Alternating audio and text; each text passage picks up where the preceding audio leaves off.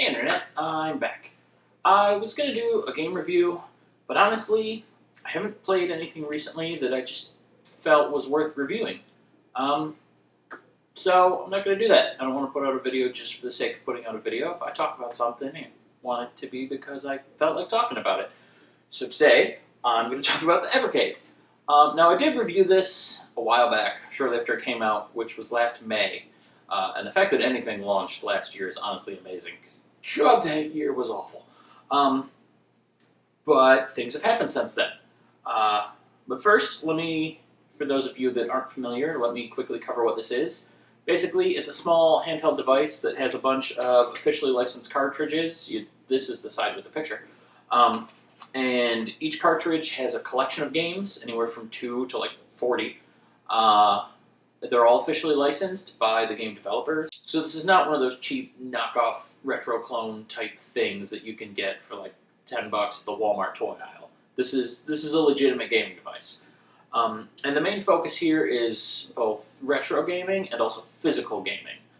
They don't have any digital downloads. Everything is on physical cartridges. Like I said, it's all officially licensed. And it's a cool little console. Each cart gives you a collection of things to play, so you're never just playing one game at a time. Or, well, you are playing one game at a time, but you're never limited to just one game at a time. And just, overall, it's fun. It's a great little console. There are a few downfalls, as with everything. But the only one that I really think is still noteworthy is the fact that it does have an HDMI out port if you want to play on your TV, or if you're someone like me who talks about video games online and you want to, say, stream or do video capture from the device. You have to plug in, is it micro SD, mini SD, whatever the hell this cord is, into this, and then you hook the other end into an actual TV. The only downside with that is this port is recessed a bit. And so a normal cord is going to fit flush with the case, but it's not going to go in far enough to plug into the port. Now, I will tell you that I wanted to do some video capture from the unit for a video that I ended up not even making, so it didn't matter. But I found a workaround for this issue, and before I tell you what it is, I will first say that do not try this at home. It is not a good idea. I work in IT, and what I did is something that I would very actively prescribe you to not do. You could completely damage your cable, and possibly the devices you plug it into, if it's like an electric cord or something. Just don't do this. It's a stupid idea. Don't ever do it. But what I did was take an X-Acto knife and carve away a bunch of the rubber here at the end of the cord so that I could get a little more usable space and plug this fully into the port. Again, terrible idea. Don't do that yourself. I would never recommend that. But it is what I did, and it did work. So I guess there's that. It's a horrible idea. Don't ever do it. But if you did, it might function, assuming you don't accidentally cut too deep and destroy the cord entirely, and now you're just out the money. So, not recommended, but an option. But anyway, aside from the HDMI port not being the best thing, everything else about the console, honestly, is really great. It's really cheap. The games it comes with are really awesome. And now that I've caught you back up, I'm just going to move forward a little. One thing that has changed since the console came out is there are a lot more cartridges available now. See, the lineup for this thing really is pretty amazing. They've gotten a lot of different companies on board, both big and small. You know, you get a lot of indie stuff with like Pico Interactive, Mega Cat Studios, the Oliver Twins, who I know that a lot of their games came to consoles over in like the UK and that side of the world. But over here, we didn't get most of them. If we did, they were very obscure, very hard to find, or for consoles that didn't sell well. Like I think some of the Dizzy series were on the TurboGrafx, which was not a critical success in the US. So you get those smaller companies, but then they also have collections from Atari and Namco and Data East and Jellico, and just, you know, bigger companies, bigger names that you definitely know. And so, of course, in the collections, you get a great mix of, you know, well-known classic arcade games that everybody knows and loves, like Pac-Man, Galaga, Millipede, Double Dragon, River City Ransom, you know, lots of big-name stuff. So you have those to fall back on, but then they also throw in a lot of hidden gems, not just the indie games like Tanglewood and Xenocrisis and all the Pico stuff, but a lot of just lesser-known things from the bigger names that it's kind of a fun little adventure. You know, you might play something like Dragon Spirit by Namco Bandai, or STNX, which actually used to be one of my favorite arcade side-scrollers by Jellicoe. And, you know, these are fun games that people might not get the chance to play otherwise. So it's definitely worth picking up now more than ever because they've really expanded out these collections and just really, they offer a lot of great stuff. Also, while this is not an official statement, I'm pretty sure there's going to be a Gauntlet and Desert Strike collection, and those would be the greatest things in the world. And now I say this not because they've given any indication that there will be those things, but because I've hounded them online nonstop for these things on every platform I can find to communicate with them, on Reddit, Twitter, Discord, whatever. And that actually leads me to my next point, that they are a very friendly and easy to speak to company. They're a very small company. Blaze, by the way, is the name of the company that makes this. And they definitely take fan feedback into account. They're similar to like what Limited Run Games was when they started. This is a small company with just a few people who they really have a passion for what they're doing. You know, they develop a lot of the emulation and stuff in-house. And like I said, they work with all the developers to get officially licensed ROMs and support for the games that they release. None of it is bootlegged or, you know, unofficial or hacked or anything like that. It all comes from the developers and with cooperation of the developers. So they want to put out a good product. They care about what they're putting out. They listen to the fans and even let that steer the direction sometimes. And it's really great to see. And that would transition into my next thing if I knew how to do transition smoothly, and that is that they are actually releasing a new console. Kind of. Not kind of the console, they're definitely releasing a console. Kind of to the new thing. See, what it is the Evercade Versus. It's actually Evercade VS, but VS stands for Versus. It says so on a Deadpool comic that I probably just put on the screen. But what it is a home console that has 4 controller ports and outputs in 1080p and all that happy nonsense, but it plays the exact same cartridges that are in this handheld. So all the games you already have for this, you can play on that. You don't have to buy a whole new library, you don't have to start over, you don't have to recollect things that you already own in one format. It's all interchangeable, it all carries forward. And they're not by any means ending support of this. It's only been a year, that would be ridiculous. They're not Apple. They're just expanding how you can do it. Now, instead of trying to whittle away at your cords to make this work on the TV, you can get the home console that was designed to do it on its own. And also has multiple controller ports, so you can do couch co-op or local multiplayer, which is amazing. And again, like I've said before, their big focus is retro and physical. So there's not digital downloads, there's not online multiplayer, there's not any of that nonsense. The console does have Wi-Fi, but only so you can get console updates if you need them. And generally it would be like firmware updates and stuff like that. But yeah, it's a really solid thing that is basically just the logical next step of the handheld console. Again, to reiterate, it will support all the same games. It sounds like they're going to release a couple new game packs. I mean, they've got some new ones slated to come out this year anyway, but it looks like there's going to be 1 or 2 new ones that are even more new that will release alongside the console, which actually releases the day before my birthday, so happy birthday to me when that comes out. But it looks like a lot of people weren't sure if they were going to fizzle out or not, if this was just going to be a flash in the pan kind of, hey, it has a couple cool games and that's all we hear from them. But a year and a half, well, almost a year now, it'll be a year and a half by the time the console comes out. They're still going strong with new games coming out, like I said, it's all officially licensed, so they're building relationships with all these companies, and they continue to release more stuff and just do more things. And actually, earlier today, when I was on Discord, during like breaks and stuff, I'm not doing this while I'm actually at my real job. I do my job like a professional. It's just, I do this crap in my free time. But I was on Discord, and one of the employees was on there and just in a chatty mood and talking to some of us fans that were also on at the time, and they did confirm a few things. One of them was not the Gauntlet or Desert Strike collections that I've pestered them for, so I will keep up on that front, don't you worry. But one thing that they mentioned will be coming to the home console, or at least is something they're looking into bringing to the home console, is achievements.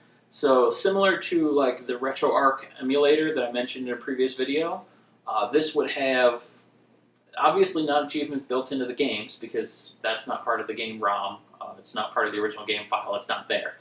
But they would do software-based achievements where basically the software that's running on the console and playing the games, in this case an emulator, is also checking for various stat changes within the game. And when a certain hex value changes to a certain property or beyond a certain property, whatever the case is, it would unlock the achievement. So basically, to explain that in a way that makes sense to people that don't do coding and nonsense like that, let's say the software is looking at your score, and one of the achievements for Pac-Man is going to be achieving a score of 60,000 points. Once it sees that your score hits that through the emulated software, it will unlock that achievement, which would then save to presumably whatever profile you have on the console. And this is a really cool idea. This is something great that I feel like a lot of people that are reprinting retro games and bringing back old stuff are neglecting to add achievements. And honestly, achievements was one of the greatest things I think that's been introduced to gaming in the last decade or two. Because it gives people a reason to play things they otherwise might not. Especially with the Evercade. Like I said, every card is a collection of games, not just one game. For example, the Jellicoe cart. I bought mostly because STNX is on it, and like I said, I really love that game. So I'm going to play that game regardless. However, some of the other games on the cart might not interest me as much. I may not ever play them, because I don't care to. I feel like I got my money's worth just from the one game that I wanted to play. The rest are just there. However, if there's achievements that say, hey, beat this game on the easiest mode, or reach this level, or get X amount of points, well, now I might play the games that I otherwise wouldn't have because it gives me an extra little thing to achieve.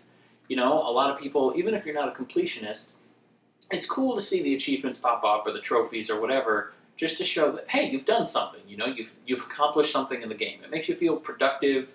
It makes you feel like you're a better gamer. It makes you feel like you have a bigger than all your friends. Whatever the case is, it's something that lots of people enjoy. So it's really good to see them introducing that to the console, if and when they do, because I feel like that's going to get more people into it. Another thing that they said might be coming, another thing that they said that they are looking into doing, but they didn't give super specifics about, is they said that they are looking into an emulation that would definitely be a first. Which in my mind means they're trying to emulate something that has not been emulated previously. Now, pretty much every home console has been emulated at this point. With a few exceptions, they're all out there. You can find ROMs and emulators for all the Nintendo consoles, pretty much every Sega console, all the Ataris, a lot of the disc-based stuff, to like the PlayStations, the Dreamcasts, the Xbox, and all that. They're out there. You can get them right now. You can get a Switch emulator already if you want to. However, two that come into my mind that have not been emulated, and God, I hope these are one of the two that they were talking about, is the CDI and the Laser Active. The reason those haven't been emulated, this is a weird video. I'm going on a lot of tangents, so if you're still watching, great. But the reason they haven't been emulated is because the hardware, the actual physical hardware that those things are printed on is just wonky. The Laser Active uses laser discs, which are like vinyl record-sized CDs, basically. Well, it would just be a D. It's not compact at all. But no one plays those anymore. There's no players for them. No one's built an emulator because how do you emulate reading those discs? What a lot of the disc-based console emulators do is you run the emulation on your PC or whatever other device has an optical disk drive, and then you put the actual game disc in, and the emulator just reads the file from the disc. Now there are some where you can rip the disc into just an ISO file and read that, but a lot of them, or at least a lot of the better working ones, seem to work best when you still have the original media. You can't do that with the laser active. You're not going to read a Laserdisc on your PC. It just won't happen. And similarly, the Philips CDI had a weird and unique file format on the CD that other players just won't read or recognize. Those discs are really only usable in the CDI. And reverse engineering that is probably an absolute beast. And for most people, probably not worth it, because while some people, myself included, did enjoy some of the games on that console, it was an absolute failure commercially. It did not garner a huge fan base or a lot of support. A lot of the games that came out on it were effectively shovelware before shovelware was really a thing. So I don't know if anyone has or will put the effort into trying to emulate that, but those are the only two things I could think of offhand that Blaze might be trying to emulate with a further collection on the Evercade. So maybe one of those things is coming. Now, I could be way off base. They could just be emulating the Laserdisc-based arcade games. I'm pointing over there because I have arcade machines over there, but you can't see them on frame, so I could be pointing to a cow. I'm not. There's no cows in my kitchen. But I don't know if they can emulate those arcade machines, and also I think some of that's been done with the MAME emulator. So again, I don't really know. They were hinting at doing something new that they would be the first ones to do if and when they pull it off. So whatever that may be is a surprise, but an exciting one. And actually, one last thing I forgot to mention about the new console that is definitively happening, they've shown it, it's in the pictures, everything, is an idea that I have wanted in the back of my head forever for any game-making company to do, and no one ever has, and that's dual ports on the console. So you can plug in two separate games at the same time. And here, let's say you have both the Pico Collection 1 and 2 in there. The interface will show you all the games from both collections, and you can choose which one from the whole thing that you want to play. It'll read both carts at once and allow you to access both of them at the same time, and that's amazing. I don't know why no other hardware makers are doing that. The connectors that actually read from the cart are inconsequential. They're not going to add that much to the cost. I mean, anyone that's replaced a 72-pin connector on an NES knows those things are dirt cheap. And you can get card readers to read your SD, micro SD, and about 40 other sizes of flash cards, and those readers are $20 for the unit that reads every size available. Those readers just don't cost anything. The ports are cheap. It's just a few gold pins and a plastic bracket. It's nothing. So there's no reason the consoles wouldn't have more than one. The Switch, for example, I don't see why that doesn't have 4 or 5 ports lined up along the back to have all the games in there. But they don't. They have one. Everything has always only had one. The Evercade is the first console I've ever heard of, aside from like the garbage Retron emulator boxes, that has more than one game port, and that's amazing. That is really cool. I am super looking forward to that. And other than that, I don't really know what else to say about this console. I liked it last May when I mentioned it when it first came out, and I like it even more now. Like I said, the lineup has continued to grow and just get better and better games and bigger collections and just really cool stuff. And from the sounds of it, I'm going to get Gauntlet and Desert Strike. Not really, but I'm just going to keep saying that in case someone from the company is watching. But from the sounds of it, they are continuing to work with the same companies they've worked with, as well as other ones that they're constantly actively trying to build contracts with. So who knows, later on we might get a Sonic collection from Sega. And knowing Blaze, it wouldn't just be the same 5 Sonic games that have been re-emulated on every console since the Genesis. We might get a collection of the Game Gear titles, or the obscure ones like Dr. Robotnik's Mean Bean Machine and Sonic Spinball. Or maybe, you know, they'll do something with SNK, and we'll get like a Neo Geo collection, or maybe they'll do like a fighting collection, and we'll get really weird, cool stuff like Primal Rage and World Heroes and the original Samurai Showdown. Like, there's a lot of directions they can go. There's a lot of cool stuff that they could do and are looking into doing. And honestly, I think even more than when it originally came out, this is just a very promising console and a very promising company, and definitely something people should be aware of and looking into. So if you like retro games at all, If you like having physical games to actually hold and touch and play, and you don't want everything you own just up on a cloud hosted by a server that you hope will continue to exist forever, definitely check this out. The last note I will make is these things are dirt cheap. The handheld here is, I think, only $60. Maybe it's more. Maybe I'm wrong. I probably should have looked it up first. But I know it's under 100. It's very reasonable. It's very inexpensive. And I say inexpensive and not cheap because the quality of it is great. Like, if I really wrench on it, I'm not warping the plastic. I don't feel like it's going to snap in my hand. The screen is really high quality. The sound is stereo and comes out really well and is surprisingly loud. It's a well-built unit. I have no doubt that the home console is going to be the same level of quality, and the price is going to be equally low on that. Again, I don't ever research as much as I should in my videos, so I don't have the price offhand, but the prices are out there, and they're not a lot. I believe one of the bundles was, I think, $300, which was the console, 2 controllers, 2 game carts, and in a limited color variant that won't be available later on. That was a limited edition version of the console. And again, like I said, I believe that was only $300. So you always get a lot for your money with them.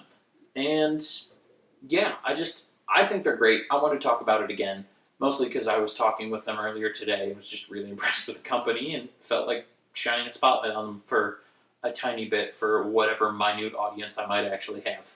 So do with that information what you will.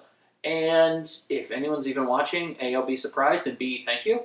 And I guess I'll just see you in my next video, where I probably just rant about a movie or talk about game news again, because I'm terrible at doing proper reviews.